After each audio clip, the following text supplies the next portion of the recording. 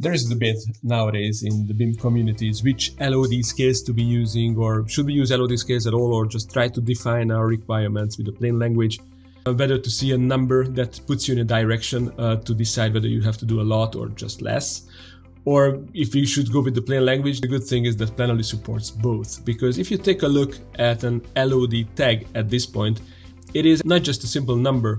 It defines the geometrical requirements together with the reliability of an element. If you use the plus and minus signs, you see that predefined combinations can be chosen, and whenever they are part of a certain standard, the right LOD scale is going to be applied. You can also create your own standard requirements by choosing any kind of combination from geometry and reliability, going as far as built and defining what the level of accuracy would be that you are requesting from the models. You can set it inside an information container or outside in the grid as well.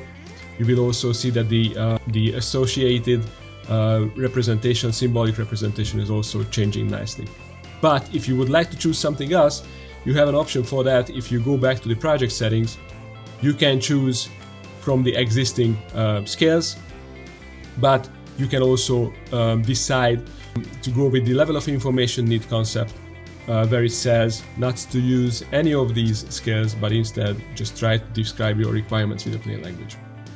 So that's about the geometry, and of course BIM wouldn't be BIM without the information content. So information requirements can also be defined, of course, as a plain language that can be imported into the information requirements fields or just generated here in the information requirements palette, also being linked to the buildingSMART data dictionary if you wanted to.